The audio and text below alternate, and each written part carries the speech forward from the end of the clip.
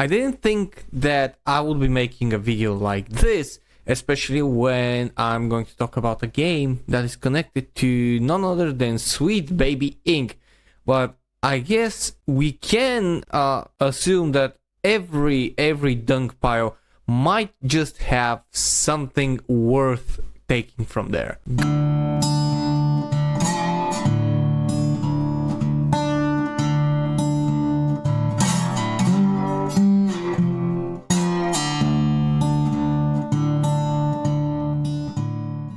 Good evening, ladies and gents. My name is Hiezu, the bearded Balkan blabbermouth, and I'm discussing. And today I watched the Xbox deep dive into the game South of Midnight. Now, if you remember what South of Midnight is, it is this game by the studio Compulsion Game, who are under the umbrella of Microsoft, who have been connected to Sweet Baby Inc. and who have had their fair share of controversy. They have had allegedly race changing of the main character. They have changed the voice actor once again allegedly for their black character. They have supposedly integrated a lot of DEI mechanics into the game, although nothing is quite visible from what we have seen as footage, and the overall thoughts and feelings about it are not very popular at the moment. However, I did watch, as I mentioned, the deep dive that showed quite a bit of gameplay and quite a bit of detail from the developers and from what they're saying.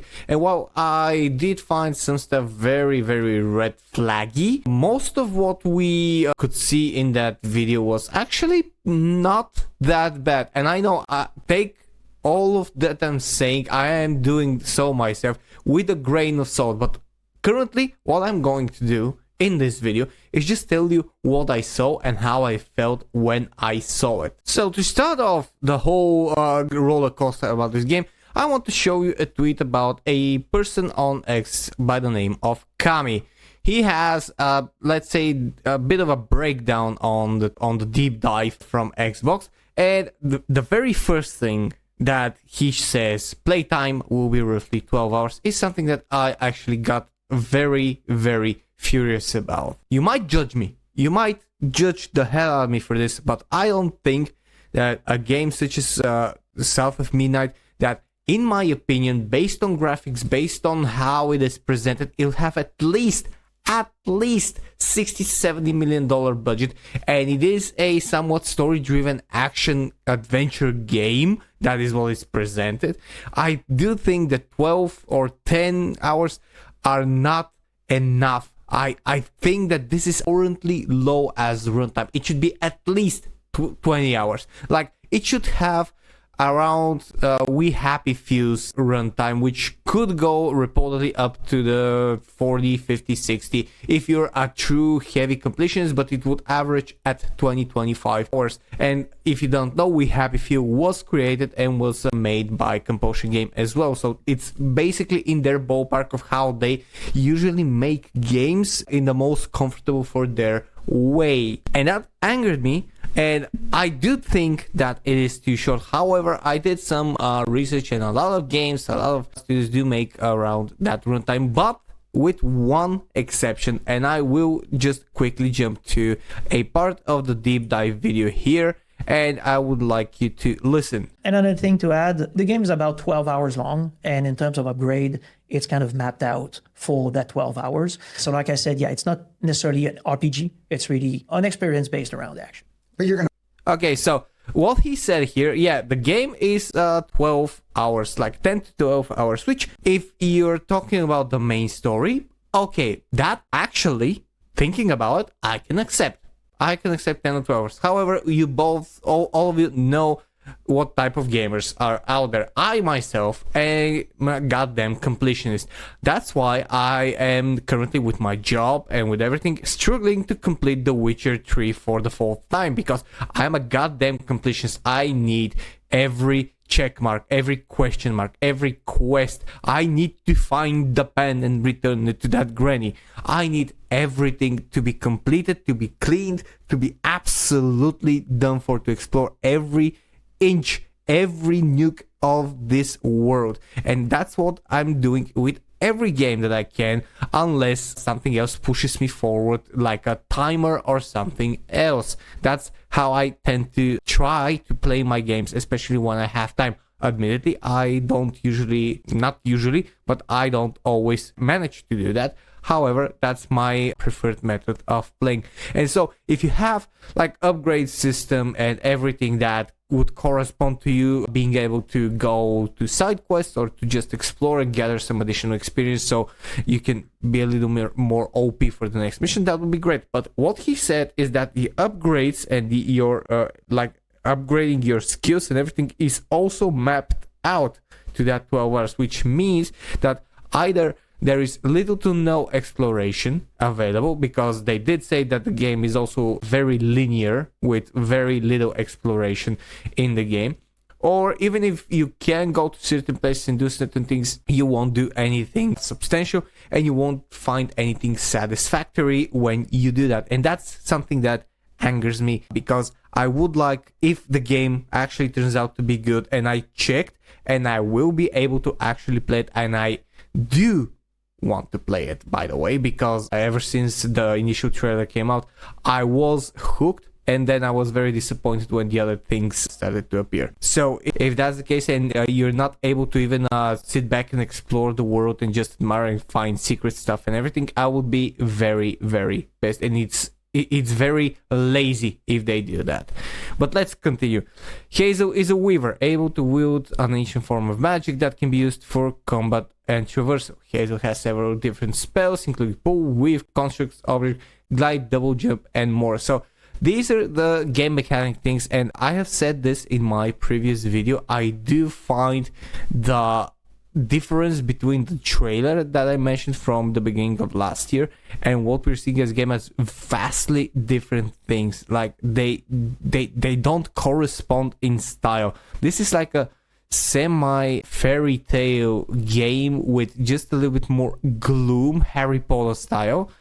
And the trailer was this very dark country frontier blues fest that was just, in my opinion, amazing to watch. He also talks about the story, that basically the whole plot revolves around Hazel trying to save her mother and finds herself in a deep south inspired setting that she doesn't recognize. It has enemies from real southern US folklore, which it's kinda nice. Music is integrated to gameplay and story. One of the levels you're going to slowly build the song. That is something that I talked about in the deep dive, and that is something that is quite common in a lot of video games, by the way, and I don't mind it. It's good if it's done well. In terms of music, it is very, very important to place the music at the appropriate time, and if you're even doing your job the best way you can, you would point the music and the hard times and the specific even kicks of the drum or the strumming of the guitar in certain aspects that happen during a specific scene, or once you do reach a certain point that would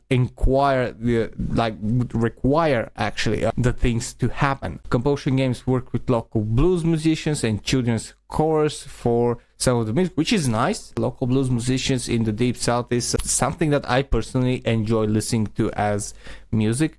You can disable the stop motion effect. That's something that I saw a lot of people complaining about.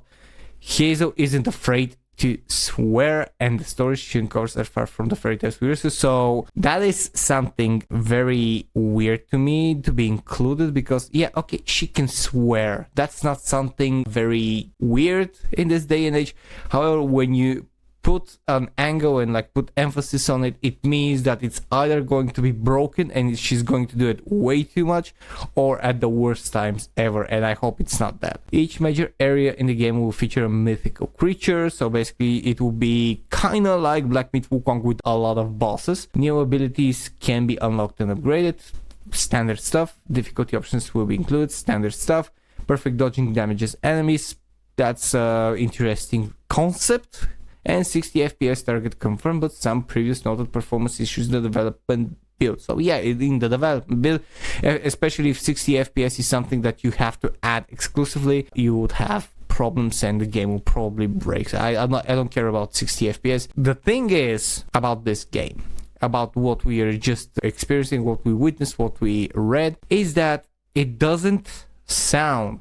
And I watched the whole deep dive, and it didn't show anything specifically DEI. And that's weird, I know, because it's Sweet Baby Ink infested. However, something that I heard today, Minimal Effort Live talked about this on his video. Just because something has things like Sweet Baby Ink in it doesn't necessarily mean that it's going to be woke or it's going to have DEI inserts in it. And I tend to agree with that. For sure, the plausibility, like the possibility and the plausibility of having DEI inserts and woke forced inserts as well is very, very high when you have something like Sweet Baby Ink connected and running the show, apparently, or allegedly. But it does leave the possibility always for the game to actually be decent. And I will be playing this game whenever it comes out. I think this was April 8th, just because I want to see if something decent can come out from a DEI infested company. Because if it does, then there just might be light that someone out there is doing some stuff to prevent the complete wokification of games that are connected to companies like SBI. I'm very on the fence. I have been on the fence about this game for a long time. I've talked about it. I talked about all the controversy before. However, I don't really know where it will all lead me, because I don't particularly see a lot of stuff that condemn it, apart from what is known like SBI and all of that. I don't see anything within the game that is completely DEI. I don't see a lot of absolutely concrete wokeisms in it from what we've seen in the images or in the clips, and that's, I know that it might be just absolutely intentional, and when you buy the game you are gonna experience the whole hell out of it. However, I would like to find out for myself. Luckily, my potato PC will be able to handle this load, wink wink, and I'll see what's happening. I'll probably be streaming it when April comes, and I'll report on everything that I see. A part of me does hope that this game will actually turn out to be, if nothing else, decent, because the concept behind it, the Deep South, is, to me personally, absolutely amazing, and I love the Deep South. I love all the stories, all the music, and if this game somehow becomes at least decent, like not a complete and utter woke slop and flop, that will open the doors for a lot of other studios to probably think about doing something like this and doing it better, which would be amazing and would probably become a trend to have something like this in the gaming world. But yeah, that's all I have for this video today. Tell me what you think down in the comments below. Did you happen to watch the deep dive? Have you seen the news about South of Midnight? What you think about the potential for this game to actually be decent, or do you think it's going to be a complete flop? Tell me what you think in the comments below. I do enjoy engaging and reading all of the things that you write to me and all of your thoughts that you're sharing. If you enjoy my content, press the like, press the subscribe button, and press the join button if you want to support me directly and become an absolute legend from the DiscussThing Guild. And one more thing, if you enjoy helping homeless animals and animals in shelters, there's a link down in the description below to the Patreon where we gather money to help homeless animals and animals in shelters, cats, dogs, everything that we want and can save, we will. Thank you very much for watching. My name is Hiel. This was DiscussThing, and I'll see you guys in the next video. Cheers and stay fresh.